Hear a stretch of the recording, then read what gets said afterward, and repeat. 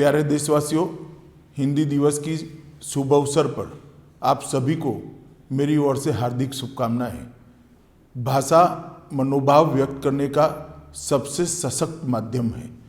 किसी भी देश का समग्र विकास तभी संभव है जब उसके निवासी अपनी मातृभाषा में चिंतन एवं लेखन करें।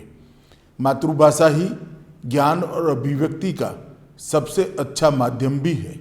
भारत जैसे सांस्कृतिक रूप से समृद्ध देश के प्राचीन ज्ञान में ही आज के युग की अनेक जटिल प्रश्नों के उत्तर छुपे हैं और 21वीं सदी के भारत के विकास में इस ज्ञान का एक महत्वपूर्ण स्थान है। इस ज्ञान का उचित दोहन मातृभाषा के विकास के बिना संभव नहीं है। मातृभाषा में वो संगता है जो ज्ञान, गौरव और स्वाभिमान भी प्रदान करती है। आधुनिक हिंदी साहित्य के पितामह कहे जाने वाले भारतेंदु हरिश्चंद्र जी ने कहा है, मातृभाषा की उन्नति के बिना किसी भी समाज की तरक्की संभव नहीं है तथा अपनी भाषा के ज्ञान के बिना मन की पीड़ा को दूर करना असंभव है। हिंदी का उद्भव एवं विकास भारत की क्षेत्रीय भाषाओं के साथ हुआ है। मूलतः इन सभी भाषाओं में भारतीय संस्कृति की मिट्टी की खुशबू आती है। यह आवश्यक है कि क्षेत्रीय भाषाओं का संरक्षण, संवर्धन और विकास किया जाए तथा अनुवाद के माध्यम से इनके बीच एक सेतु बनाया जाए ताकि भारतीय साहित्य समृद्ध हो सके। इससे भारतीय भाषाओं में आपसी सामंजस्य, सहिष्णुता, सम्मान और सौहार्द भी बढ़ेगा तथा हमें एक दूसरे के साहित्य पढ़ने का अवसर भी मिलेगा एवं देश की भाषाई एवं राष्ट्रीय एकता और मजबूत होगी। देश के सभी भाषाओं को आपसी सहभागिता, उनका स्वतंत्र विकास और संपर्क भाषा के रूप में हिंदी का प्रयोग देश में शांति, परस्पर सद्भावना एवं प्रगति का मुख्य आधार बन सकता है। तिरुवल्लुवर और सुब्रमण्यम भारती जैसे तमिल के महान कवियों की साहित्यिक रचनाएं कालजयी हैं, जिन पर सभी देशवासियों को गौरव है। इस प्रकार बांग्ला के रविंद्रनाथ टैगोर हो, शरत चंद्र हो या महाश्वेता देवी हो अथवा पंजाब की अमृता प्रीतम, हम इनका साहित्य भी उसी प्रकार हिंदी में पढ़ते हैं जिस प्रकार हम हिंदी के प्रेमचंद का साहित्य पढ़ते हैं। वास्तव में हिंदी सहित सभी भारतीय भाषाएं हमें विरासत में मिली है तथा इस धरोहर की रक्षा एवं संवर्धन करना हमारा महत्वपूर्ण दायित्व भी है और वर्तमान सरकार इसी दिशा में प्रतिबद्ध है।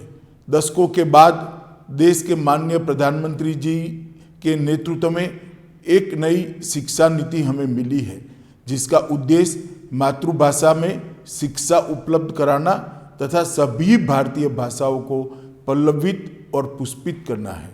विभिन्न भाषाएं और संस्कृतियां भारत की पहचान है। सभी भाषाओं का समृद्ध इतिहास है, समृद्ध साहित्य है और बड़ी संख्या में बोलने वाले भी मौजूद है, किंतु पूरे राष्ट्र को एक सूत्र में पिरोने का काम हिंदी ने बखूबी किया है। देश की आज़ादी की लड़ाई में पूरब से पश्चिम और उत्तर से दक्षिण तक स्वतंत्रता सेनानियों को एक करने का काम उस जमाने में हिंदी भाषा ने किया था। इस कार्य में राष्ट्रपिता महात्मा गांधी की भूमिका अत्यंत महत्वपूर्ण थी। उन्होंने कहा था, जो भाषा भारत के दिलों पर राज करती है वो भाषा हिंदी है। भाइयों बहनों, वैज्ञानिकों ने माना है कि हिंदी एक वैज्ञानिक भाषा है।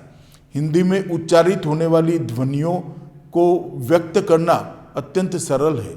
हिंदी में जैसा बोला जाता है वैसे ही लिखा जाता है और हिंदी की इन्हीं विशेषताओं और लोकप्रियता को ध्यान रखते हुए भारतीय संविधान सभा ने गंभीर विचार विमर्श के बाद आपसी सहमति से हिंदी को भारत संघ की राजभाषा का दर्जा दिया तथा हिंदी संबंधित संवैधानिक प्रावधानों को आज के ही दिन यानी 14 सितंबर 1949 को अंगीकार किया। इसी उपलक्ष्य में हम प्रत्येक वर्ष 14 सितंबर को हिंदी दिवस के रूप में मनाते हैं। प्यारे देशवासियों, जैसा कि आप जानते हैं, कोरोना के कारण भारत ही नहीं अपितु पूरी दुनिया में गंभीर संकट आ गया और सभी देशों ने इस समस्या के निदान पाने के लिए हर संभव प्रयास किए।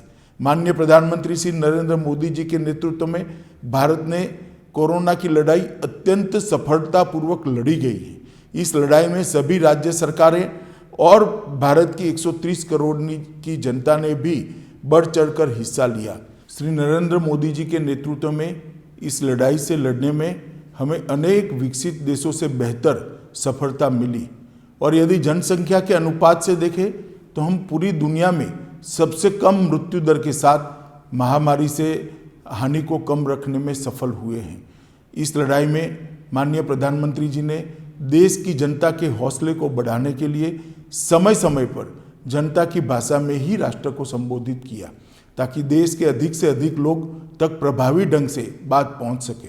कोरोना काल की विषम परिस्थितियों में राजभाषा संबंधी संवैधानिक दायित्वों के निर्वहन में राजभाषा विभाग ने केंद्र सरकार के कार्यालय में हिंदी का प्रयोग सुनिश्चित किया।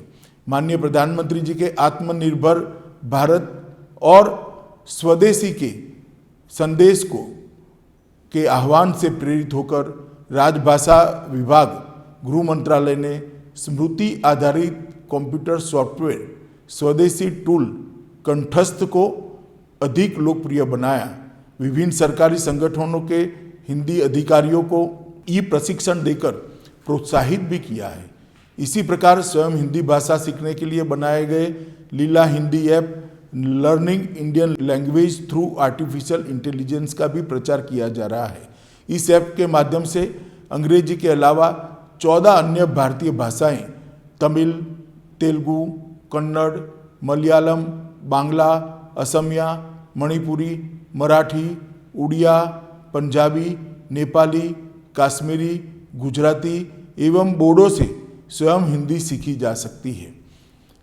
कोरोना महामारी में भी राजभाषा संबंधी कर्तव्यों को ध्यान में रखते हुए राजभाषा विभाग ने केंद्र सरकार के विभिन्न कार्यालयों, विभागों, उपक्रमों आदि के द्वारा प्रकाशित की जाने वाली गृह पत्रिका के लिए ई पत्रिका पुस्तकालय प्लेटफॉर्म उपलब्ध कराया, जिसके माध्यम से देश विदेश में कहीं भी बैठकर केंद्र सरकार के संस्थानों की गृह पत्रिकाओं को पढ़कर उसका लाभ उठाया जा सकता है। वर्तमान में राजभाषा विभाग ने इलेक्ट्रॉनिक माध्यमों से बैठकें एवं निरीक्षण कर राजभाषा संवर्धन में एक नई पहल की है। ई महाशब्दकोश मोबाइल ऐप तथा ई सरल हिंदी वाक्यकोश मोबाइल ऐप भी उपलब्ध कराए हैं। इनके प्रयोगों से अधिकारियों को हिंदी में टिप्पणी लिखने में बहुत सुविधा हो रही है। राजभाषा विभाग गृह मंत्रालय की सुविचारित नीति है कि केंद्र सरकार के कार्यालयों में हिंदी का प्रयोग प्रेरणा, प्रोत्साहन व सद्भावना से बढ़ाया जाए।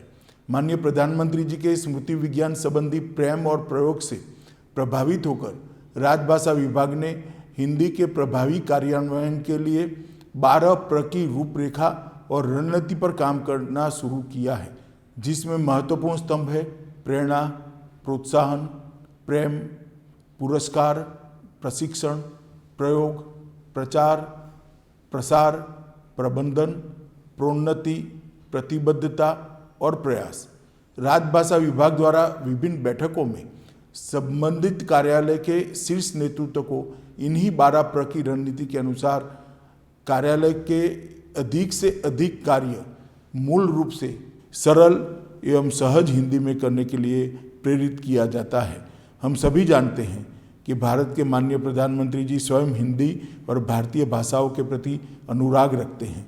माननीय प्रधानमंत्री जी द्वारा संयुक्त राष्ट्र महासभा में हिंदी में दिए गए ओजस्वी संबोधन तथा देश विदेश में आयोजित विभिन्न कार्यक्रमों में प्रधानमंत्री जी द्वारा हिंदी में किए गए संबोधन से सिर्फ देश ही नहीं बल्कि विदेश में रहने वाले भारतीयों को भी बहुत गर्व होता है। प्रधानमंत्री जी द्वारा भारत के विभिन्न क्षेत्रीय भाषाओं में स्थानीय लोगों को संबोधित करने का प्रयास भी क्षेत्रीय भाषाओं के प्रति सम्मान व्यक्त करने का एक सराहनीय और अनुकरणीय कदम है। मुझे लगता है कि जब हम आज़ादी के 75वें वर्ष में अमृत पर्व में प्रवेश कर रहे हैं तो हमें इस वर्ष राष्ट्र कार्यों को हाथ में लेना चाहिए। महात्मा गांधी जी ने राजभाषा को राष्ट्रीयता के साथ जोड़ा था। हमारे आज़ादी के आंदोलन के 3 स्तंभ थे, स्वभाषा, स्वदेशी और स्वराज। स्वराज की कल्पना स्वदेशी के संस्कार से उत्पन्न हुई स्वभाषा आज़ादी के आंदोलन की यदि सशक्त नींव थी तो वह स्वभाषा थी। इस स्वभाषा से स्वदेशी के संस्कार ने जन्म लिया, स्वराज की कल्पना मिली और जिसने 15 अगस्त 1947 को देश को आज़ादी दिलाई। इस आज़ादी के आंदोलन में हमारी स्वभाषाओं ने, राजभाषाओं ने और स्थानीय भाषाओं की भूमिका पर जो अलग अलग साहित्य की रचनाएं हुई है, इसका एक संग्रह कर देश के सामने रखना चाहिए ताकि नई पीढ़ी को स्वभाषा का महत्व पता चल सके। दूसरा विषय जो मेरे मन में है कि क्षेत्रीय इतिहास को राजभाषा में ढंग से अनुवादित करना चाहिए। विभिन्न क्षेत्रों के गौरवशाली संस्कृति और उन क्षेत्र के महानायकों के इतिहास को राजभाषा में सही भाव के साथ अनुवाद होना चाहिए और ये अनुवादित ग्रंथ देश के विभिन्न ग्रंथालयों में उपलब्ध भी होना चाहिए। मैं मानता हूँ कि आज़ादी के 75वें साल में मनाए जा रहे अमृत महोत्सव पर राष्ट्र की एकता और अखंडता के लिए हमारा बहुत बड़ा काम होगा। संविधान द्वारा दिए गए राजभाषा संबंधी दायित्वों के निर्वहन की दिशा में माननीय प्रधानमंत्री जी के नेतृत्व में सरकारी कामकाज मूल रूप से हिंदी में किया जा रहा है।